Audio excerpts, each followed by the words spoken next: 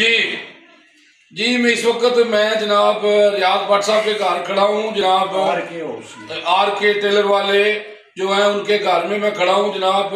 उनका एक्सीडेंट हो गया था और उनकी क़यादत के लिए हम आए हैं जनाब, और उनको कुरान पाक गिफ्ट करे, अल्लाह उनको सेहत याब करे और हमारी दुआएं उनके साथ है। अल्लाह ने उनको नई ज़िंदगी दी, अल्लाह ने उनको बचा लिया इंशाल्लाह। बस थोड़ा सा जख्म हुआ है, पट्टी शट्टी की है, बस इंशाल्लाह बेहतर हो जाएंगे।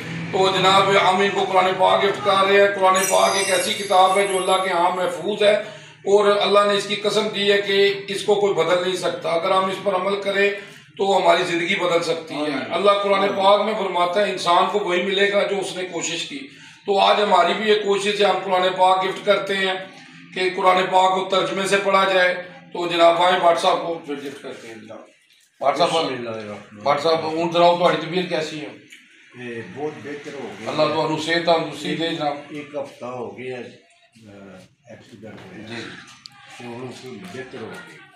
तो कोई मतलब कोई हड्डी शड्डी तो नहीं फ्रैक्चर है? हड्डी नहीं, सिर्फ जख्म में चलो जी, जख्म तो भरे जाते हैं। अल्हम्दुलिल्लाह अल्हम्दुलिल्लाह, अल्लाह का शुक्र अदा करो, अल्लाह ने नवी जिंदगी दी है जी थानू कि जनाब चलो महीना के डॉक्टर ने कहा महीना 10 दिन है जी। तो जनाब मैं जनाब बहुत शुक्रिया।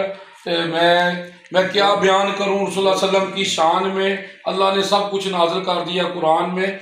अम्मा आयशा से किसी ने पूछा कि आप सल्लल्लाहु अलैहि वसल्लम की सीरत क्या है, तो अम्मा आयशा फरमाती हैं कुरान कुरान कुरान।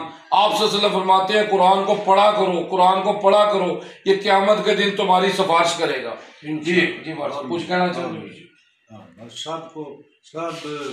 सबके लिए अल्लाह ताला आसानी पैदा करे। आमीन जी आमीन। अल्लाहुम्मा सल्ली अला मोहम्मद। जज़ाकल्लाह जी। तफ़ी अमान। ठीक।